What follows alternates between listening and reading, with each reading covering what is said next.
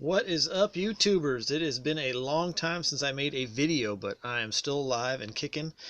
And I found a local antique store that I was unaware of, that I got tipped off by a buddy at work, and he said, hey, they got sports cards, you should go down and check it out. So a couple weeks back I went down there, and they had a really good selection. I was a little disappointed that I didn't bring more money, always be prepared. But I'll show you what I scored there. They had a nice glass display with a lot of vintage cards. Nothing really graded, but a lot of variety, a lot of sports. So let me show you what I picked up while I'm rambling here.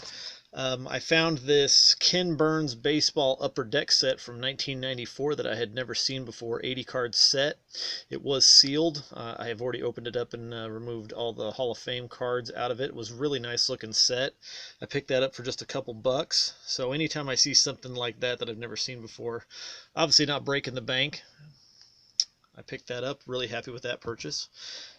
I also found this nice 1975 Reggie Jackson, who is one of my favorite players of all time. I did a book report on Reggie Jackson back when I was in the 3rd grade, before I was even really a big baseball fan, but always been a fan of the straw that stirs the drink.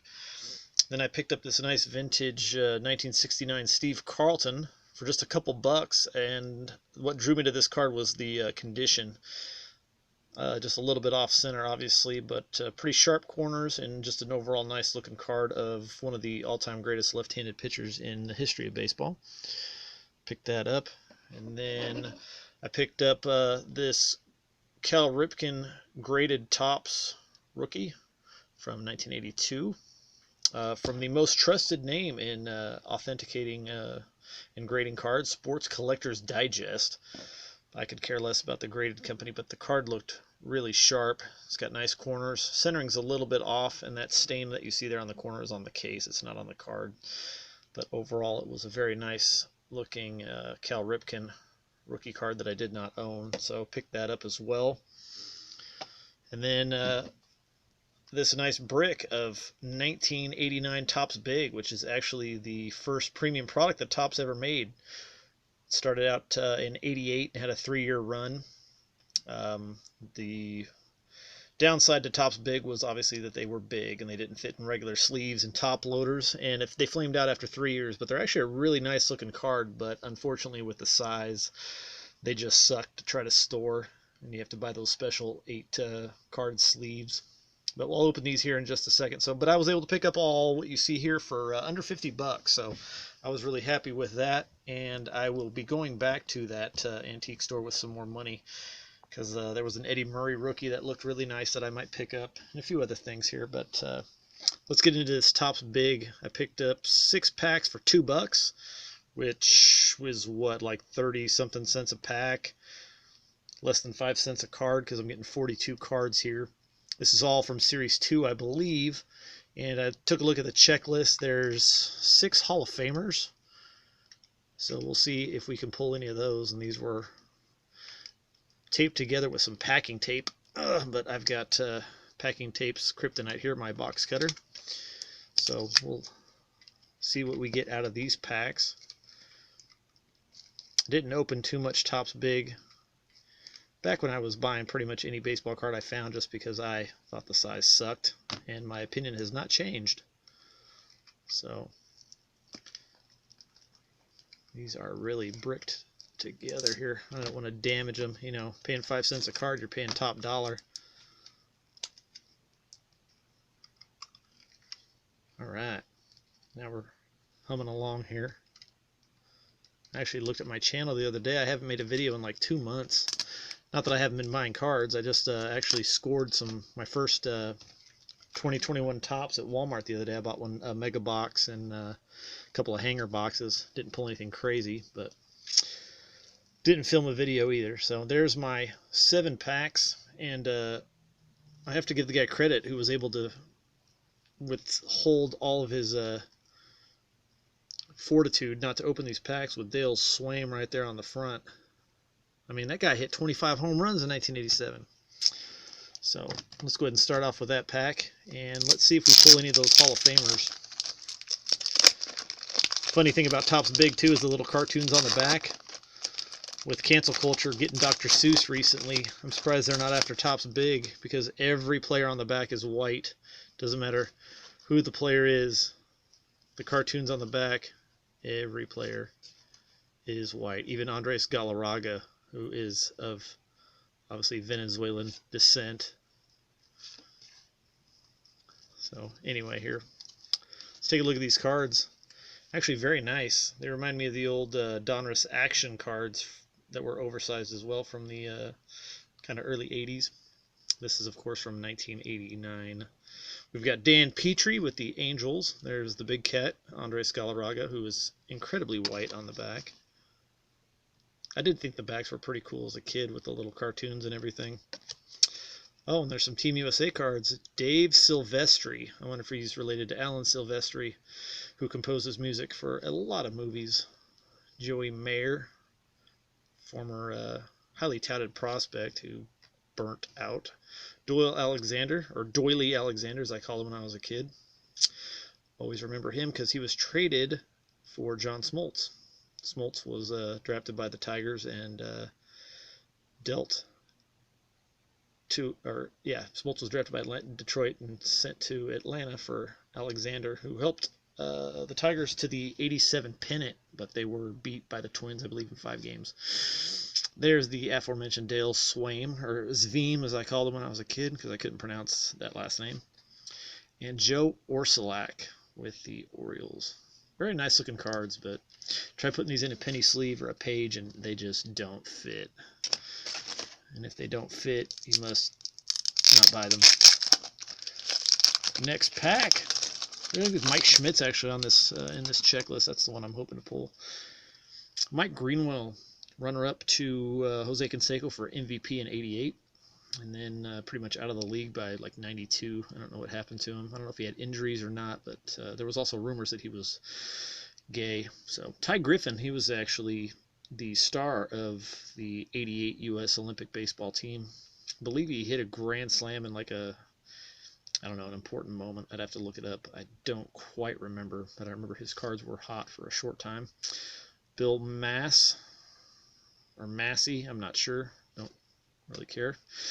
Dale Murphy, 2-time NL MVP player, part of the all-decade team of the 80s, but not in the Hall of Fame.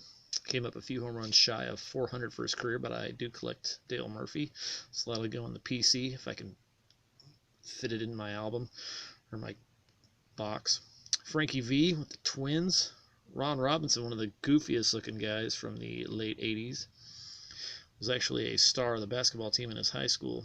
And he ran track for a big guy, if I am not mistaken. And Gary Ward with the Yankees. Big Gary. He was a 1986 Diamond King. He was with the Rangers.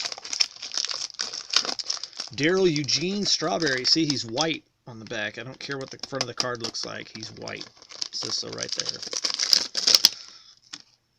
All right, we got Donnell Nixon, always known for his speed. Mark Grant with the Padres. Don't know much about Mark Grant. John Farrell Cat with the Indians.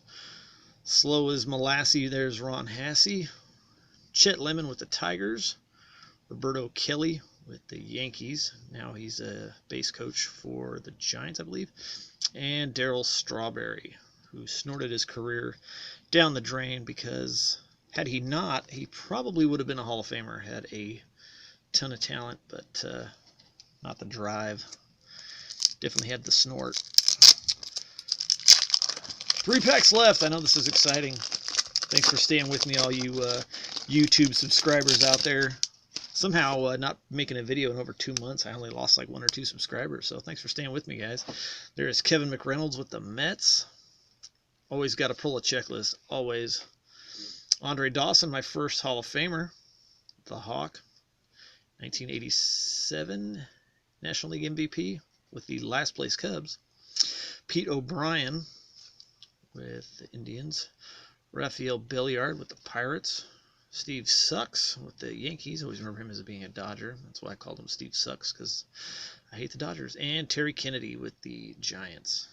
He was with the Padres in '84 when they made it to the World Series. I always remember that when Garvey hit the walk-off in Game 4 off Lee Smith to the opposite field. Really exciting. Then he ran around the bases with his arm raised in the air. Steve Bedrosian. You know, for being taped together with packing tape, these cards are in really good condition. All the corners are pretty sharp. Nice glossy look to them. If these have been regular size cards, these would have been amazing. I probably would have bought the crap out of these. Darnell Coles with the Mariners. I still like those old Mariners hats with the S. Nelson Lariano with the Blue Jays. Kelly Downs Syndrome with the Giants. Tim Belcher running the bases. I always think it's funny when they put on their coats to keep their arms warm. Juan Berenguer, as I called him when I was a kid. Berenguer. And Stan Jefferson with the Yankees. Man, these are some hot packs. So far, the Hawks looking like my one and only Hall of Famer. See if I can pull Mike Schmidt out of my last pack here. All right, Dave Stieb, Mr. One-Hitter. He actually did throw a no-hitter, but he threw like 2 or 3 one-hitters that he lost in the 8th and 9th innings. Scott Fletcher with the Rangers. Looks like somebody startled him there, and he's turning around. Huh? Willie McGee, who always looked like he needed to eat.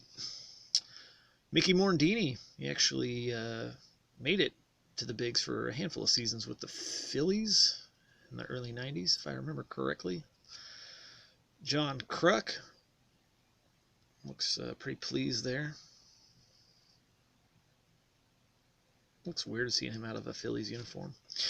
Ryan Sandberg, there is my second Hall of Famer, Rhino. And Tommy Barrett, finishing off those exciting packs of Topps Big. So that was my score from that antique store, which is was in Russellville, Arkansas. Didn't look like much from the outside, but inside it looked really nice. I don't do any of those jabs type videos where I walk around the store with my phone on, but that was my score for under 50 bucks. I think I paid $45 for all of this. The Ken Burns set, those exciting Topps Big packs, my Sports Collector's Digest, Cal Ripken rookie graded an 8, 75 Reggie, and 1969 Steve Carlton. So hope you guys enjoy the video. Hopefully I won't go 2 months without making another one. So we will see you next time. Leave any comments down below if you guys are glad I'm back or you could care less. And we will see you next time.